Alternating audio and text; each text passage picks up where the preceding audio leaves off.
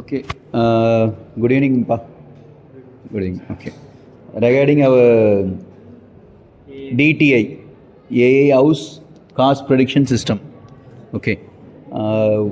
What you learn from this and how you choose this one? What is your case study actually? This is a thing we are going to discuss now. Okay. Your name Shyam and Deepak from first year IoT. Let you discuss.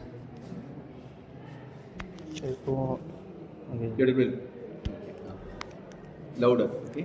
House தேடுறவங்க வந்து அவங்களோட வேலையை இழந்துட்டு போய் தேட வேண்டியதே இருக்குது, அதில் டைம் வேஸ்ட் ஆகுது.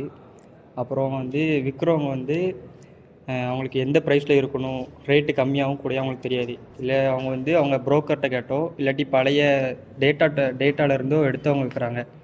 இதனால் யாருக்காட்டி ஒரு ஆளுக்கு லாஸ் ஆகுது. ஒன்று வாங்குறவங்களுக்கு லாஸ் ஆகுது, இல்லாட்டி விற்கிறவங்களுக்கு லாஸ் ஆகுது. அதனால் இது வந்து ஏஐ மூலமாக அது காஸ்ட்டை ப்ரெடிக்ட் பண்ணுற மணிக்கு ஒரு இது கிரியேட் பண்ணி. That's your case. Yes, actually. Okay. Sir, அடுத்து நம்ம அதில் வந்து அப்ஜெக்டிவ்ஸில் என்னென்ன கொடுக்குறோம்னா, நம்மளுடைய அந்த சைஸ் ஆஃப் த ஹவுஸு, அதுக்கடுத்து எவ்வளோ 3 BHK 2 BHK அந்த மாதிரி கொடுக்குறோம். அதுக்கப்புறம் எவ்வளோ வந்து டாய்லெட்ஸ் வந்து இந்தியன் டாய்லெட் வேணுமா, இல்லாட்டி வெஸ்டர்ன் டாய்லெட் வேணுமா, இந்த மாதிரி கொடுத்தோம்னா அது நம்ம என்ன கொடுக்குறோமோ கரெக்டாக அதுக்கு எக்ஸாக்டான லொக்கேஷன் எங்கனக்குள்ளே இருக்குது ஃபுல்லாத்தையும் அதுவே கொடுத்துரும், ஃபுல் டீட்டெயில்ஸ். இதில் இப்போ என்ன புதுசாக ஏஐ அப்டேட் பண்ணிக்கோன்னா, இப்போ ஒருத்தவங்களுக்கு இந்த வீடு அவங்க ஃபோட்டோ அப்லோட் பண்ணிடுறாங்க, ஆனால் எந்தெந்த இடத்துல எந்தெந்த ரூம் இருக்குது அப்படின்னு அதில் கிளியராக பார்க்க முடியாது. அதனால் அவங்க ப்ளூ பிரிண்ட்டும் அப்லோட் பண்ணுற மணிக்கு அதை வாங்குறவங்க வந்து அந்த ப்ளூ பிரிண்ட் ட்ராப் பண்ணாலே அந்த ப்ளூ பிரிண்ட்டுக்கு மேட்ச் ஆகிற ஹோம்ஸ்லாம் லிஸ்ட் அவுட் பண்ணி யூசர்ஸ் இது வாங்குறவங்களுக்கு காட்டுற மாதிரி ஏஐ ஆட் பண்ணிடுவோம். Next, anything else?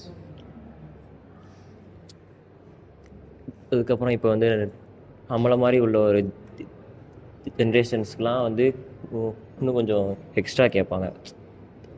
அதாவது வந்து இன்டீரியர் ஒர்க்லாம் கொஞ்சம் எக்ஸ்ட்ரா கேட்பாங்க.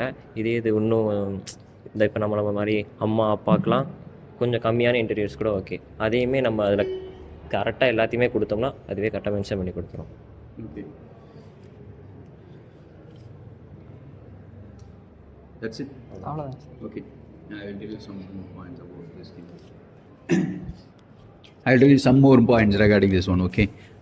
Better in Tamil for you people, I think so. Okay.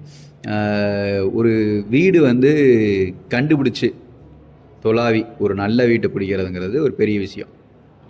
அதுலேயும் வந்து வீட்டில் வந்து பார்த்திங்கன்னா அதில் இந்த பிரச்சனை, இதில் அந்த பிரச்சனை, சம்திங் இதெல்லாமே வந்து நம்ம ஐடென்டிஃபை பண்ணி உள்ளே போக முடியாது. ஒரு வீட்டில் கிராக் இருந்தால் தெரியாது.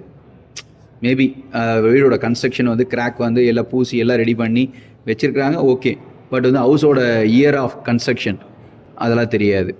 இந்த மாதிரி நிறைய காசஸ் இருக்குது. ப்ளஸ் வந்து நம்ம வந்து இந்த இடத்துக்கு இதுதான் ப்ரைஸ் அப்படிங்கிற டிசைட் பண்ணுறது ஒரு புரோக்கரோ ஒரு ஹவுஸ் ஓனரோ தான் டிசைட் பண்ணுறாங்க. பட் அந்த ஏரியாவுக்கு வந்து இன்னொன்று பொசிஷனுக்கு என்ன அமௌண்ட் ஃபிக்ஸாக இருக்கணும் அப்படிங்கிற நம்ம டிசிஷன் கொடுக்குறோம். ஸோ அந்த இதில் வந்து ரெண்டு பேர்த்துக்கும் மியூச்சுவலாக ஓரளவுக்கு ஓகே அப்படின்னு ஒரு முடிவு எடுக்கிறதுக்கு வாய்ப்பு இருக்குது. இல்லைன்னா நிறைய காசஸில் வந்து அமௌண்ட் ஜாஸ்தி கம்மி இந்த மாதிரி நிறைய ப்ராப்ளம்ஸ் இருக்கிறத வந்து ரெடியூஸ் பண்ணுறதுக்காக தான் அந்த concept. Okay, well and good. இது நல்ல டாபிக் தான். இதுவே வந்து சேல் வைஸ்லேயும் யோசிச்சு வச்சுருக்கீங்களா? சேலு ரெண்டுக்குமே யோசிங்க. சரி, ரெண்ட் எடுக்கிறதுக்கு மட்டும் இது செட் ஆகுதுன்ட்டு இல்லாமல் சேலுக்கும் வந்து ஒரு டிசைன் ஆஃப் ப்ராஜெக்ட். இப்போ வந்து ரியர் கன்ஸ்ட்ரக்ஷன் கேள்விப்பட்டிருக்கீங்களா? ஷேர் வால் கன்ஸ்ட்ரக்ஷன் கேள்விப்பட்டிருக்கீங்களா? நார்மல் பிரிக் கன்ஸ்ட்ரக்ஷன் கேள்விப்பட்டிருக்கீங்களா? நார்மல் பிரிக் பேஸ் பண்ணி காங்கிரீட் பேசிஸில் கேள்விப்பட்டிருக்கீங்களா? ஒரு பில்டிங் பார்த்தீங்கன்னா டோட்டலாக காங்கிரீட்டில் ரெடி பண்ணுவாங்க, அது கேள்விப்பட்டிருக்கீங்களா? சரியா, அதெல்லாம் வந்து ஷேர் வால்ஸ்ன்னு சொல்லுவாங்க. சரியா, அதே வந்து பிரிக்கில் வந்து ஆஷ் பிரிக்ஸ் இருக்குது, ஜாயிண்ட் பிரிக்ஸ் இருக்குது. இந்த மாதிரி பிரிக்ஸ்லாம் வந்து எதில் காஸ்ட் ரிடக்ஷன் ஆகும், எதுக்கு வந்து என்ன ப்ரைஸ் ஃபிக்ஸ் பண்ணணும் அப்படிங்கிற டிமாண்ட்ஸு எல்லாமே இதில் நம்ம பார்த்து சொல்ல முடியும். இப்போ ஷியர் வால் கன்ஸ்ட்ரக்ஷன்னா அதோட டியூரேஷன் வந்து அதிகமாக இருந்தால் அதுக்கு வந்து அதிகமான அமௌண்ட் நம்ம கொடுக்கலாம். பிரிக்ஸுக்கு வந்து அதிகமாக டியூரேஷன் இல்லாமல் இருந்தால், எக்ஸாம்பிள் எந்த ஒரு பில்டிங்கும் எவ்வளோ வருஷம் வரைக்கும் அந்த பில்டிங்கோட லைஃப்னு சொல்ல முடியுமா? தெரியாது. 50 years மேக்ஸிமம் 50 வருஷம்தான் ஒரு பில்டிங்கோட ஆயுசுன்னு சொல்கிறாங்க. அதுக்கப்புறம் பார்த்தீங்கன்னா பில்டிங் வந்து நிறைய இடம் பார்த்துருக்கலாம் நீங்கள். இல்லை பார்க்கலனாலும் தெரிஞ்சுக்கோ. என்னென்னா பில்டிங்ஸ் பார்த்தீங்கன்னா ஒரு பில்டிங் கட்டியிருப்பாங்க, வீடு யூஸ் பண்ணிட்டு இருப்பாங்க, ஒரு 50 வருஷம் 100 வருஷம் யூஸ் பண்ணியிருப்பாங்க. அதுக்கப்புறம் பார்த்தீங்கன்னா பில்டிங்கில் உடச்சி மறுபடியும் புதுசாக கட்டிகிட்டு இருப்பாங்க. ரீசன் என்னென்னா அது டியூரேஷன் அவ்வளோதான். அதுக்கு மேலே யூஸ் பண்ணால் எப்போ வேணால் பில்டிங் உடையலாம், விழுகலாம், அப்படிங்கிற ரீசன்ஸ் இருக்குது. சொல்கிறது புரியுதா? அந்த மாதிரி ரீசன்ஸ். பெரிய பெரிய பில்டிங்லாம் கட்டியிருக்காங்க, அதெல்லாம் அப்படியே பண்ண போகிறாங்க, அதுவும் பண்ணுவாங்க. ஃபியூச்சரிஸ்டிக்ஸ் ப்ராப்ளம் அரைஸ், அதுக்காக சொல்கிறது. கிராக் ஆகிறது, சம்திங் வாட் எவர் அது ஹேப்பன் ஆகிறதுலாம் வந்து ரெடியூஸ் பண்ணுறதுக்கு என்னவோ அதெல்லாம் பேசுகிறது தான். ஸோ உன்னோட வே ஆஃப் திங்ஸ் வந்து பார்த்தீங்கன்னா, ஸோ அந்தோட price deduction versus rent and sale, இதுதான் நீங்கள் பேசுகிறது. ஸோ அந்த கான்செப்ட் தான் பேசியிருக்கோம்.